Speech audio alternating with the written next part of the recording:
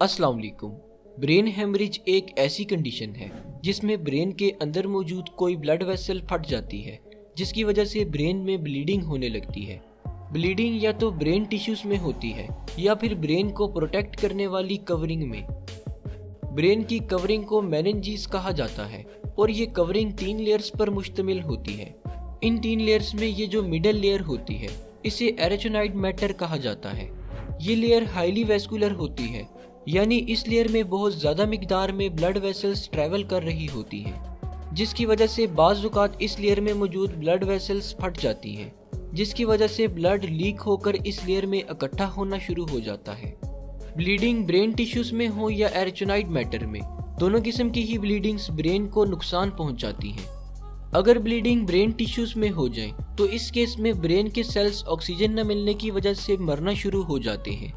और अगर bleeding brain की कवरिंग में हो तो इस केस में ब्रेन की कवरिंग ब्लड भर जाने की वजह से स्वेल होने लगती है, जिसकी वजह से अंदर मौजूद ब्रेन के सेल्स पर दबाव पड़ता है और इस दबाव की वजह से इस रीजन के ब्रेन सेल्स मरने लगती हैं। ब्रेन में ब्लीडिंग होने की बहुत सारी कॉसेस हो सकती हैं, जैसा कि सर पर कोई गहरी चोट लग जाना, हाई ब्लड प्रेशर की वजह से ब्रेन की रग फट जाना, ब्रेन में ट्यूमर का मौजूद होना या फिर मरीज को कोई ब्लीडिंग डिसऑर्डर होना वगैरह। अगर ब्रेन हेमरेज के सिम्टम्स की बात की जाए तो जैसे ही किसी शख्स को ब्रेन हेमरेज होता है उसके सर में शदीद दर्द होने लगता है और इसके साथ वॉमिटिंग भी हो सकती है। इसके अलावा मरीज देखने और बोलने में मुश्किल महसूस करने लगता है और साथ साथ जिस्म की कोऑर्डिनेशन भी ख़त्म होने लगती है।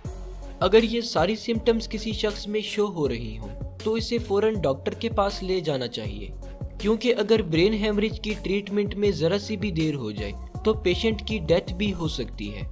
ब्रेन हेमरेज को ट्रीट करने के लिए सबसे पहले ये जानना ज़रूरी होता है कि ब्लीडिंग ब्रेन के कौन से हिस्से में हुई है और इससे ब्रेन का कितना हिस्सा डैमेज हुआ है।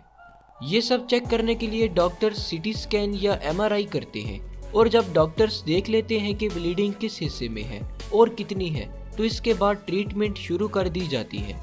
ज़्यादातर केसेस में ब्लीडिंग को निकालने के लिए सर्जरी परफॉर्म की जाती है, जिसमें पेशेंट के स्कल में सुराख करके ब्लड क्लॉट को ड्रेन कर दिया जाता है।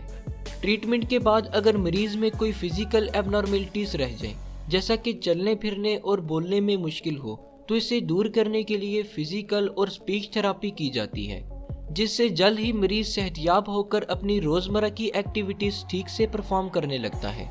शुक्रिया। अल्लाह हाफिज़।